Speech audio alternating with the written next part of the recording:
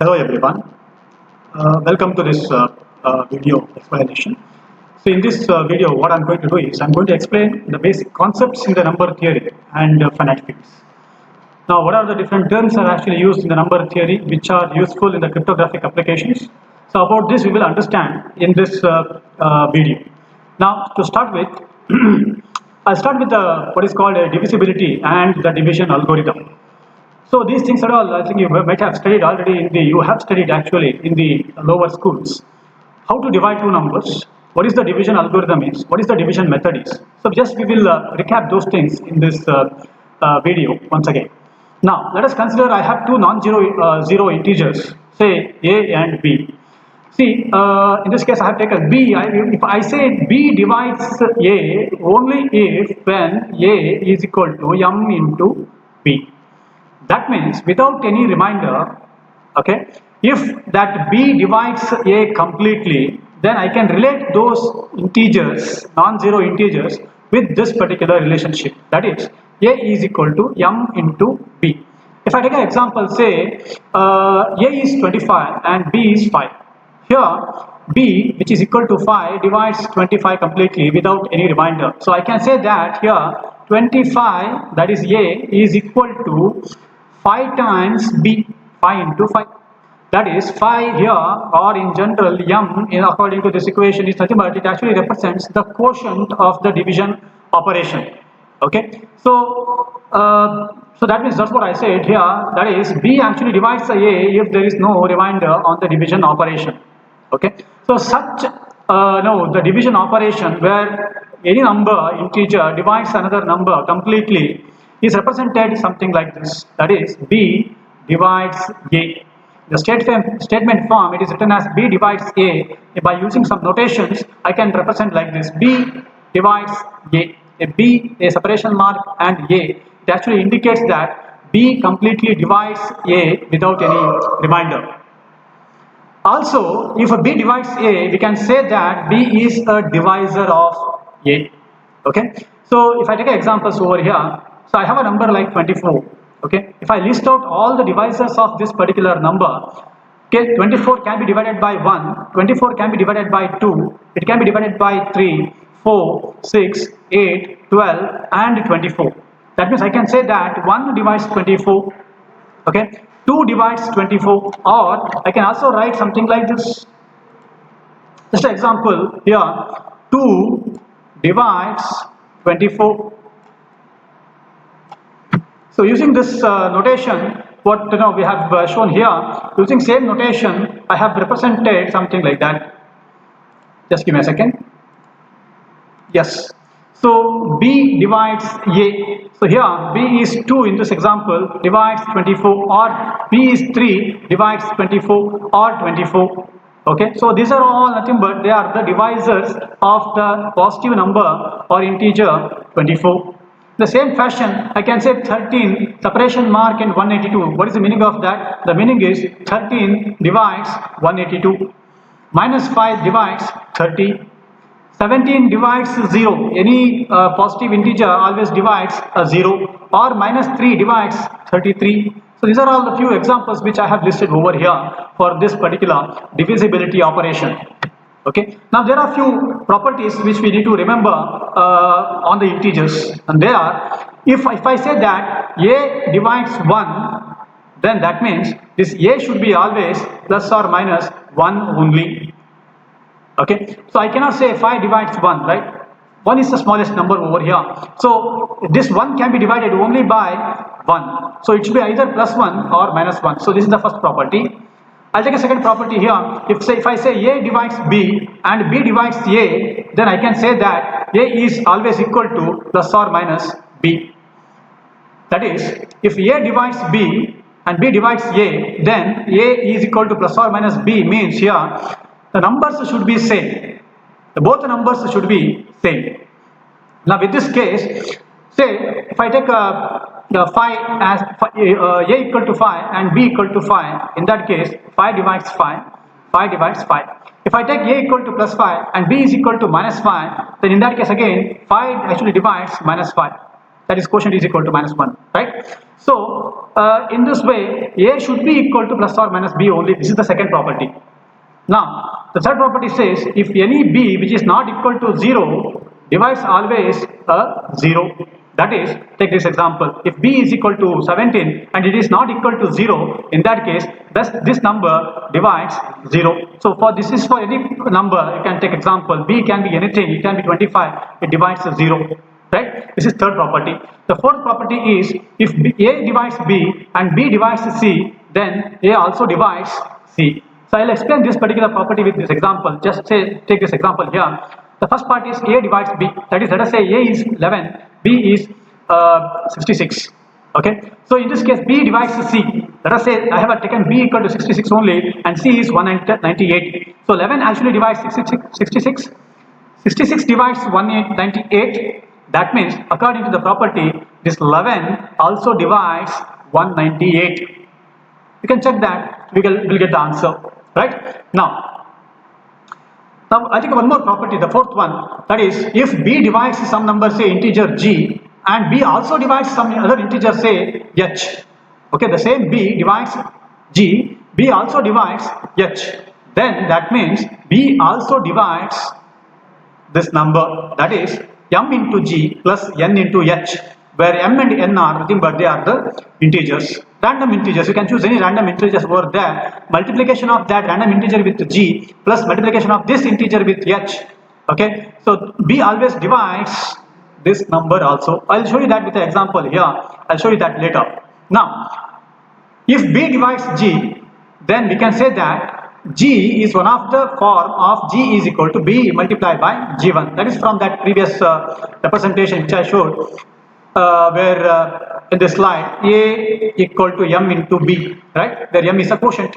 So in this case, when here also G is equal to B into G1, because B is dividing a G here, so G can be written as it is B, the number, multiplied by the quotient of the operation. If B divides H, I can write something like this, that is H is equal to B into H1. Now M into G plus N into H, if I take this side, this particular equation here, I can write this as M into G, where G is B into G1. I replaced it over here, and plus N into H, that is I replaced the H in this equation, so it is N into H. H is B into H1. Okay, so here B is common, which I'll take out, B into mg1 plus nh1. So this is how I can write, and therefore I can say that B actually divides mg into nh. That is, I'll explain that with this following example. Now just take an example here. B is equal to 7 and G is equal to 14. That is, B actually divides G here, right? This condition is satisfied. 7 2s are 14. The quotient is 2 there. B also divides 63. 9s are 7 9s are 63. 9 times it goes. So B also divides H. So my both conditions are satisfying. So I have taken a M equal to 3 and N equal to 2. Okay, so that both integers, arbitrary integers, what I have taken is 3 and 2. It can be anything. Now 7 divides 14, 7 divides 63, obviously. Now what we have to do is we have to show that 7 also divides M into G plus N into H, that is 3 into 14 plus 2 into H, that is 63. Now how I can write this? 3 into 14 plus 2 into 63 can be written as, this 14 and 63 can be divided by 3, right? So it can be written as 7 is taken out, this 3 as it is, multiplied by 2, 7 into 4, 2 is 14, and 7 into 9 is 63. I can write something like this. That means this 7 actually divides this particular number, or 7, this same equation I have written something like this. Okay, that is 7 divides 7 multiplied by something. It is nothing but it is the multiples of 7, right? I am dividing a 7 by multiples of 7. Anyway, it divides completely, correct? So that means I can say that this equation is, or this condition is satisfied. So this is about divisibility method. Now I'll go to the division algorithm. Again, this is also a very simple algorithm, division algorithm. What it says actually is, if I take a positive integer, say n, okay, and I take a one more integer, what is called a, okay, if I can say n, I divide a by n here, okay, I have two numbers, two integers, a and n, and I'm dividing A by n. So in this case, in this division algorithm, I'm not expecting or saying that there is no remainder. There may be a remainder. A remainder is represented as R here. You may get remainder. Okay, let us say I have numbers like 15. I divide that by 6. Right? 2 times it goes. The quotient is 2, and the remainder is 3. Is it correct? So in that case, I can relate all these parameters. That is my two integers. Okay, the number A, the divisor, that is n, okay, then quotient and the remainder can be related by using this particular equation, that is A is equal to Qn plus R. So all those things are simple mathematics, you have studied it. If I relate this to my example of that 6 and 15, so A is 15, n is 6, so I can say that here 15 is equal to 2 times 6 will be 12 plus 3 is the remainder in general. So in general I can say that this R will be always between that 0 and n. It can be 0 if it completely divides, or else it is less than n, that is 15 in my case. Or Q is always A divided by n. Just look at this, this is the cross bar what I have written, division symbol I have written. This is not same as the previous one, that is this. Okay, this is separation mark, this is different. In this case I can say, if I take an example of say 14 and 7, in that case 7 divides 14 I can say, where there is no remainder. So when there is no remainder, I use this particular symbol. Okay, this is division, exact division of that A and n. A divides n there.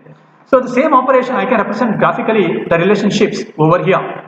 Okay, so in this case what we have done is we have a scale here, linear scale, where this n is say sorry, in my example it is 6, n is 6, so it's the 6 multiples of 6 I have taken. Okay, my A is 15, somewhere here it is taken. Okay, A is somewhere here it is taken. So this is divided something like this, and it is Q times n I'll get. That is 2 times in this case I'll get. Okay, the same example, I take a different example over here to explain the concept, because I have a figure showing the relationship. Now in this case what I am doing is I am dividing a 70 by 15. Okay, 70 by 15 it goes 4 times, the quotient is 4 and the remainder is 10. So all these things are represented in the linear scale over here. Okay, so my now divisor is a 15, so I take a 15 here, a multiples of 15. This is 15, 2 times 15, 3 times 15, 4 times 15, 5 times 15, 6 times 15 maybe. I'll extend this scale throughout. Okay, now my number is 17, which falls somewhere between 60 and 75. Okay, I have divided them into different divisions, that is 15, 30, 45, 60 and 75. I'll highlight my number is 70, I want to divide that number by 15. Right, which comes between 60 and 75. I mark it. Fine. So how many times it goes? It goes 4 times, right? 4 times into 15 here. So that is, this is quotient. Now if I subtract this number 70 by 60, I'll get a remainder. This distance will give you the remainder here, that is 10. So how I can relate? I can relate by using this particular equation. That is 70 is equal to 4 into 15 plus 10. Or if I take another example here, if A is equal to 11 and n is equal to 17, I can say that 11 is equal to 1 times it goes into 7 plus 4 is the remainder. So where R is 4 and Q equal to 1. If A is equal to minus 11 and n equal to 7, okay, in that case minus 11 is equal to 2 times minus 2 into 7 plus 3 is a remainder. How to get this particular answer, I'll tell you, because the number is negative. So I have a minus 11 here. Okay, my number is minus 11. I'm dividing that number by 7. Okay, so when you are subtracting a small negative number by a positive integer, you have to consider the next level. That is minus 2. We have to consider minus 1, not minus 1. It is 14. That's what I'll get. Minus 2 here. So I get a minus 14. Okay. Then we have to subtract this number here. Subtracting minus 11, subtracting with minus 14 is will give you plus 3. This is plus 3. So the remainder is 3 in this case, and the quotient is minus 2.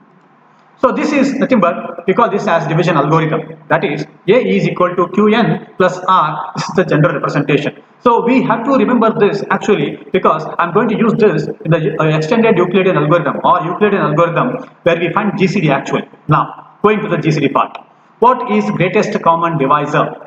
Okay, so we use this particular notation always, GCD between the two numbers, greatest common divisor between the two numbers. That's what we need to find out. Okay, so what is GCD is? Okay, so we say it's a positive integer. Let us say C. I consider, okay, if it is, I call this as a GCD of the two numbers A and B. That is, C is a GCD of the two numbers A and B. If and only if C is also the divisor of both A and B, okay, and it should be the greatest number, okay, and any divisor of A and B, any divisor of A and B should also be the divisor of C also. If I list out all the divisors of A and B, two numbers, okay, any divisor should be the divisor of the GCD of the number C. So it is the C is the divisor of A and B, and it should be the greatest number. Okay, so in an equivalent form, I can write like something like this. That is, GCD A of B is nothing but it is the maximum K. In this case, I have taken a K such that K divides A as well as B. So that means it should divide both the numbers over here. In this case, I have taken K there. And remember, GCD of the two numbers should always be a positive number. Even though my numbers integers are two negative numbers or a positive numbers or one number is negative, okay, other one is positive, no, irrespective of this, the GCD should be always a positive number. That's why, just look at this. GCD of A comma B, both positive numbers, one negative number, the other one is a negative number over here, or both numbers are negative. Whatever the cases may be, the GCD of the two numbers should be always positive. It is the magnitude of A and magnitude of B. That's what we have to consider while finding the GCD of the two numbers. For example, let us say this example here. GCD of 60 and 24 is nothing but it is 12. Okay, let's just list out all the divisors of both numbers. Okay, find out which one is the common and the highest or the greatest divisor. That will be 12 in this case. The GCD of the 60 and minus 24 is also 12. Okay, now if I consider a non-zero integer which divides 0, let us say 12 divides 0. What is the GCD of the number? The GCD is nothing but it is 12. It's a positive number or it may be a negative number, but it should be a GCD should be a positive number only always. Now I'll just few questions to increase your curiosity, to know your knowledge. That's it. Just think about this. Find the greatest common divisor or a factor of 30 and 75.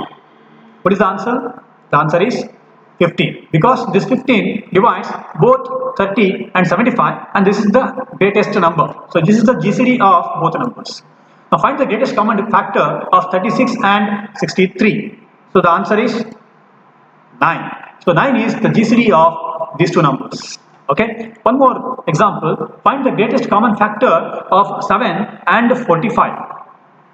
Right? 7 is a prime number over here, and 45 is non-prime number. Okay. So the GCD should be 1. The GCD of both numbers should be 1. So this will take you to the next topic, and that topic is relatively prime or co-prime numbers. Fine. Now, what is the meaning of this? I have two numbers again, similar to the previous example again, that's 7 and 45. I have two integers, that is A and B. I call them as a relatively prime because their common positive integer factor is 1. Or the GCD of the two numbers, okay, if it is equal to 1, then we call these numbers as relatively prime or co-prime number. 7 is a prime number, but A and B are relatively prime number, because their GCD is equal to 1, or common divisor positive integer factor is only 1. Fine. This is a one definition. Now I'll go to the example. Let us say I have two numbers 8 and 15. I call them as relatively prime because I list out all the divisors here. The divisors of 8 are 1, 2, 4 and 8. What are the divisors of 15? Is 1, 3, 5 and 15. What is the common factor over here? It is only 1, right? So that's why I call this 8 and 15 as relatively prime. The question is whether 19 and 57 are co-prime. The answer is no. Why? Because I can divide this 57 by 19 itself, right? So the greatest common divisor of this number, these two numbers are 19, not 1. So the answer is no, they are not relatively prime or co-prime number. Now, this is another example. What are the factors which are common to 42 and 63? I am not asking whether they are relatively prime or a co-prime, but what are the common factors of 42 and 63 out of these options? I have given options here 1, 2, 3, 7, 9 and 21. Out of these numbers, what are the common factors of 42 and 63? One is obviously yes. 3 divides both numbers, 7 also divides both numbers, 9 divides both numbers, 21 divides both numbers, but 2 doesn't divide 63. So the answer is except 2, whatever I have mentioned in the green color, all are yes, but not 2. So what we discussed in this video is what is division, divisibility, means completely dividing the numbers. What do you mean by division algorithm, where I have given an equation there, and that equation is nothing but it is A is equal to some n into q plus r, the remainder, right? And what is the meaning of GCD, greatest common divisor, and relatively prime or co-prime numbers. This is what we have discussed in this video. Thank you for watching this.